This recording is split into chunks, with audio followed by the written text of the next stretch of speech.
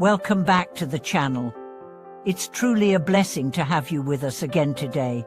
Whether you're new to Buddhist practice or someone who's walked this path for many years, there's one ritual that you've likely seen repeated again and again during ceremonies, the offering of the 4 sacred gifts. Today, you're going to uncover the deeper layers behind this practice. Why do we offer them?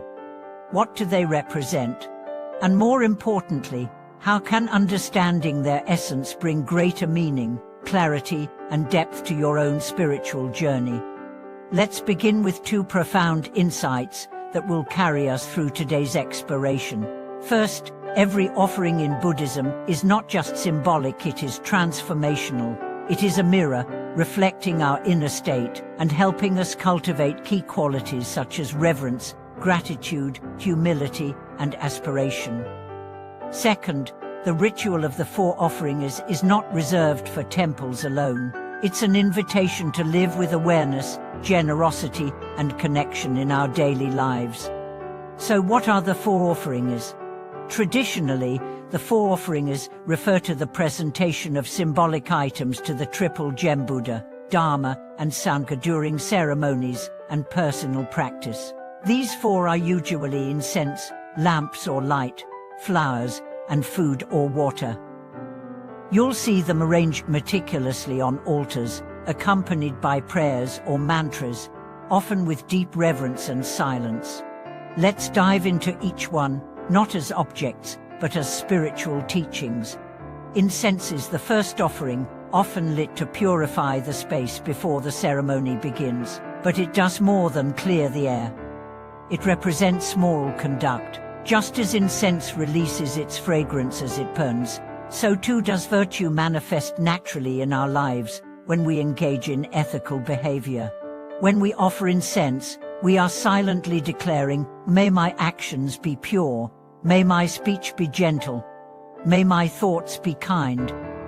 Imagine a practitioner preparing to sit in meditation. She lights a stick of incense, places it on the altar, and bows. In that moment, it's not just an act of tradition, it's a vow, a promise to herself and the universe to walk the path of integrity. The scent that rises reminds her that true spirituality isn't about words or rituals alone, it's about how we live. The second offering is the lamp or candle, which symbolizes the light of wisdom. In a world often clouded by confusion, ignorance, and delusion, wisdom is the flame that illuminates the path. When we offer a lamp, we are not just creating ambience, we are invoking clarity. We are asking, "May I see things as they truly are. May I no longer be deceived by appearances. May the light of understanding dispel the darkness of ignorance." There's a story of a poor woman who wanted to offer something to the Buddha but had no money. So she saved for days, bought a tiny bit of oil, and lit a lamp at the altar. Though humble, her offering burned longer than all the others because it was made with such pure intention. This tale reminds us it's not the size of the offering that matters, but the heart behind it. When we light a lamp, we are also lighting the inner fire of truth within us. The third offering is flowers. Their beauty is fleeting, their fragrance delicate. They represent impermanence. By offering flowers, we acknowledge that all things arise and pass away, that joy and sorrow, birth and death, success and failure are part of the same cycle. Flowers teach us to love without clinging, to appreciate beauty without demanding it last. Every time we place a flower before the Buddha, we are reminded, this life is short. Let me live it with care. Let me not waste it on trivial pursuits. Let me cherish what I have while I have it. And in that remembrance, we become more present, more grateful, more aware.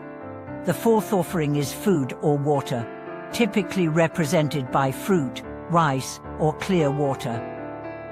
This is an offering of sustenance, of generosity. It reflects our willingness to give, to nourish, to share.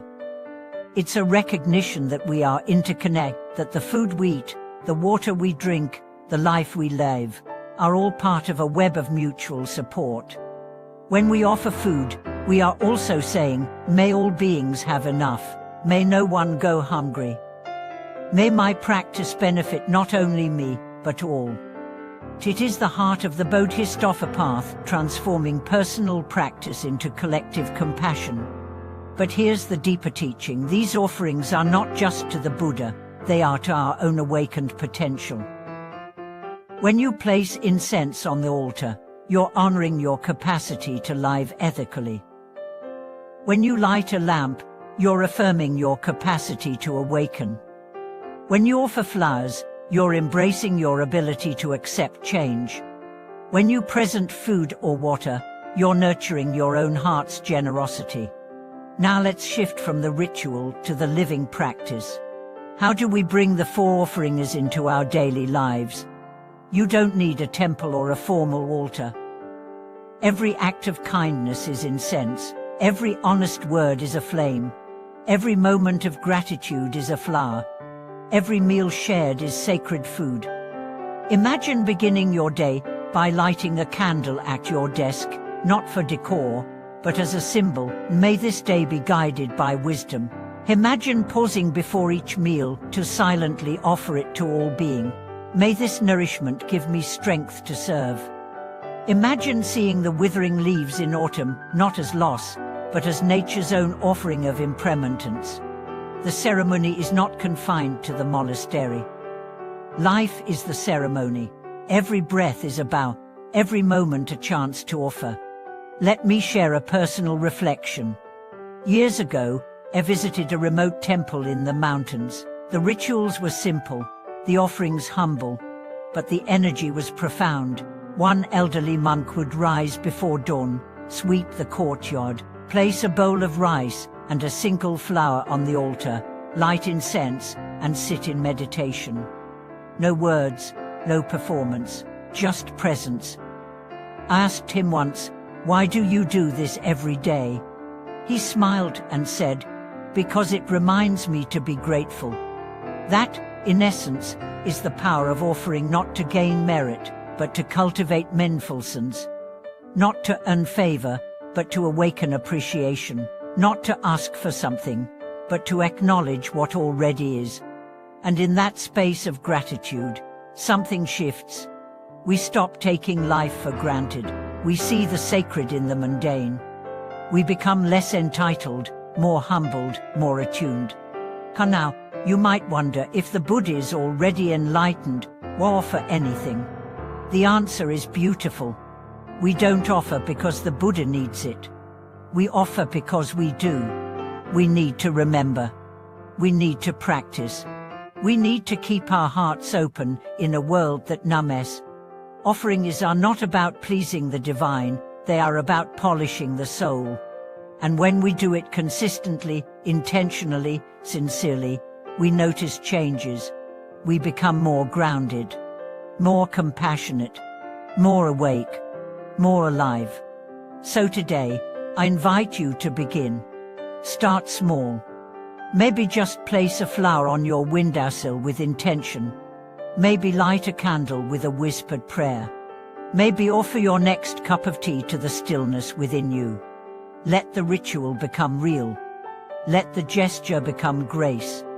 And let your life itself become an offering. If this message resonates with you, I'd love to hear your reflections. How do you incorporate offerings into your practice?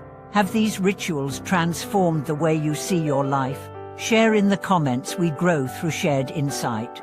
Please like this video, subscribe to the channel, and share this with anyone seeking to bring more mindfulness and beauty into their daily life.